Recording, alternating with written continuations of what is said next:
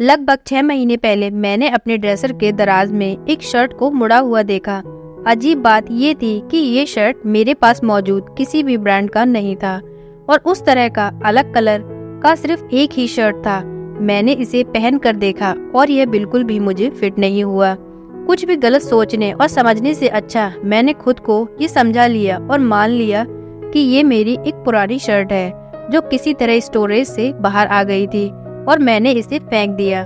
2 महीने बाद मुझे आदमी की एक जीन्स मिली, वो जो मेरे साइज की नहीं थी, जो ड्रेसर के ऊपर मुड़ी हुई थी। यह तब हुआ जब मैं कुछ दिनों के लिए एक कॉन्फ्रेंस में था। कॉन्फ्रेंस मेरे ही शहर में था, लेकिन मैं लगभग हर दिन सुबह 6 बजे से रात 11 बजे तक बाहर रहता था। मैंने अपनी पत्नी और हॉल में मिलने वाले परिवार से इसके बारे में पूछा। किसी को भी पता नहीं था कि वे कहां से आए हैं। मुझे संदेह होने लगा कि कुछ तो गड़बड़ है, लेकिन मैंने तय किया कि मेरे रिश्ते के हित में सिर्फ एक बार पूछना और फिर अपनी पत्नी के जवाब पर भरोसा रखना ही बेहतर होगा। मैंने जीन्स फेंक दी और आगे बढ़ गया। आज सुबह मुझे अपनी अलमारी में पुरुष की अंडरगारमेंट टंगी हुई मिली। ये मेरा साइज नहीं था और यह उस स्टोर का ब्रांड था जहां से मैं कभी खरीदारी नहीं करता हूं और लगभग 1 दशक से मैंने वहां कदम भी नहीं रखा है। यह शहर से बाहर काम की यात्रा से लौटने के कुछ दिनों बाद ही हुआ था। मैंने अपनी पत्नी से जवाब मांगते हुए कहा। उसका दावा है कि उसे कुछ भी नहीं पता, लेकिन अब मेरे दिमाग में शक घर कर चुका है और मेरा दिमाग इस सवाल का जवाब पाने के लिए बहुत आतुर था। मैंने उससे पूछना शुरू किया और मैंने उसे सारी बात बताई कि 2-3 बार मुझे अपने ड्रेसर में किसी अनजान पुरुष के कपड़ों को मैंने देखा है, लेकिन उसने कुछ भी जवाब देने से पहले मुझे सीधा बोला कि आप मुझ पर शक कर रहे हैं, आपको मुझ पर विश्वास नहीं है। मैंने उससे कहा कि मुझे तुम पर पूरा विश्वास है, पर मैं एक बार तुम्हारे मुंह से सुनना चाहता हूँ। वह कहती है, अगर सुनना ही चाहते हैं तो सुनो। मेरा जवाब ये है कि मैं इस सब के बारे में कुछ नहीं जानती कि आखिर ये कपड़े कहाँ से आए, और मैं नहीं चाहती कि दोबारा तुम मुझसे इस बारे में कोई बात करो। और मैंने उससे कहा कि वह खुद को एक बार मेरी जगह रखे और ये समझने की कोशिश करे कि अगर वह मेरी जगह होती और उसे मेरी कबर्ड में किसी लेडीज के कपड़े मिलते तो वह कैसा महसूस करती। ठीक वही मैं महसूस कर रहा हूँ।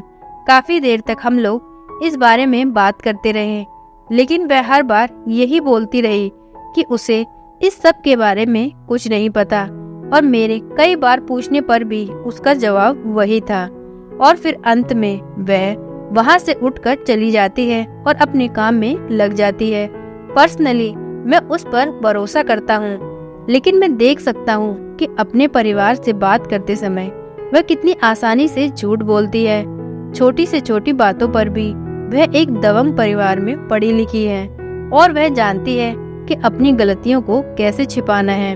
बातचीत के दौरान मैंने पूछा कि क्या मैं उसके सेलफोन की जांच कर सकता हूँ। उसने कहा, अगर आप मुझ पर शक करते हैं और इस नजरिए में मेरा फोन देखना चाहते हैं तो मैं बिल्कुल भी नहीं चाहती कि आप मेरा फोन देख।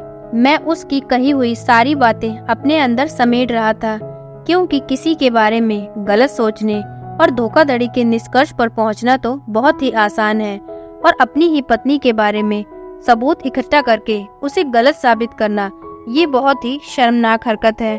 जब मैंने अपने खास दोस्त से इस बारे में बात की तो उसने कहा कि जो मैं सोच रहा हूँ वह सही है, इसके अलावा और क्या हो सकता है।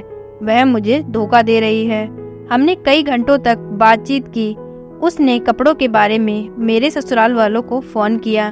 मैंने भी अपने घर वालों को वही सवाल पूछे। मुझे उसका फोन फिर से जांचने के लिए दिया गया। मैंने connected device, website, sales tax आदि प्राप्त करने के लिए कुछ खोजबीन की। कहीं से कुछ भी जवाब नहीं मिला।